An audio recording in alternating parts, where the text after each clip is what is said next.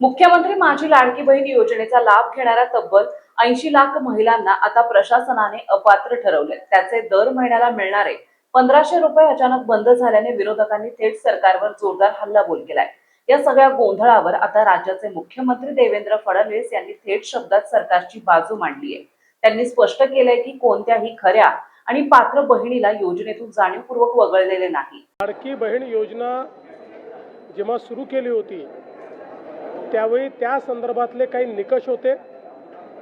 त्या निकषाच्या आधारावर बहिणींना अर्ज करायला सांगितला होता आणि कागदपत्रांच्या पूर्ततेला वेळ लागेल म्हणून ही मुभा दिली होती की त्यांनी सेल्फ सर्टिफिकेशन करायचं, म्हणजे त्यांनी जे सांगितलं ते सत्य मानून आपण त्या ठिकाणी त्यांना लाडक्या बहिणीचा लाभ देणं सुरू केलं।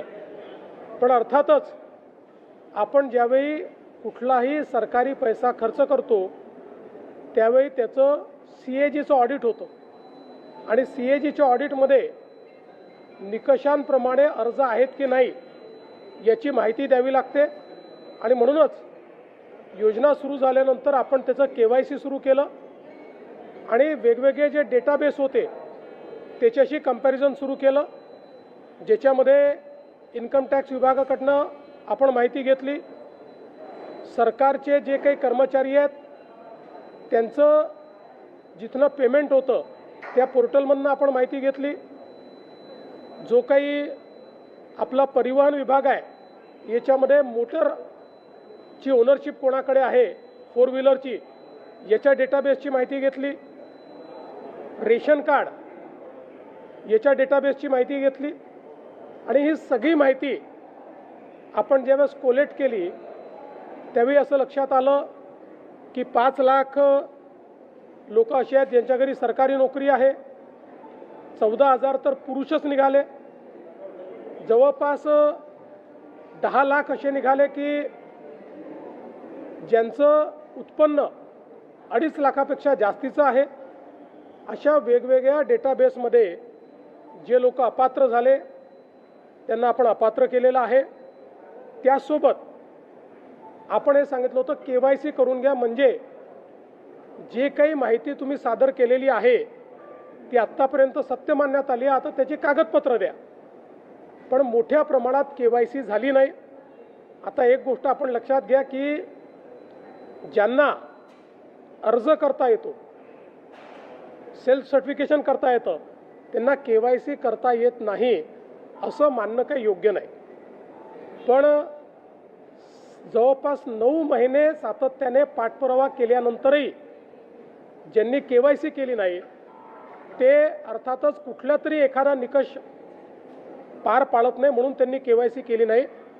आणि म्हणून हे जे काही आत्ता या ठिकाणी जवळपास जे काही तुम्ही सांगितलं 60 लाख 80 लाख जो काही आकडा तुम्ही दिलेला असेल तर ते लोक या योजनेच्या पात्रतेचे निकष हे पूर्ण करताना दिसत नाही।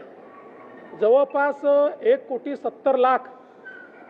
1,70,00,000 महिला, थोडं आकडा कमी अधिक असेल 3-4 हजार ने, पण 1,70,00,000 महिला ज्या आहेत या निकष पूर्ण पार करतात, त्यांची KYC झालेली आहे, त्यामुळे त्यांना लाडक्या बहिणीचे पैसे मिळतच राहतील।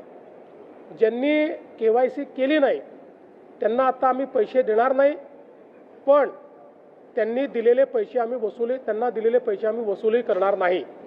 मात्र 14,000 ज्या पुरुषांनी पैसे घेतलेले आहेत त्यांच्याकडनं मात्र पैसे हे वसूल केले जातील। त्यामुळे नीट सायंटिफिक प्रोसेसने या सगळ्या गोष्टी केल्या आहेत आणि आजही यांच्यापैकी कोणी जर KYC करणार असेल तर आम्ही विंडो ओपन करायला तयार आहोत आणि त्यांना लाभ द्यायला तयार आहोत। आजही ज्यावेळेस आपण जेवढ्या लाडक्या बहिणींना लाभ देतो देशातल्या कुठल्याही योजनेपेक्षा आजही सर्वात मोठी योजना ही महाराष्ट्राची आहे।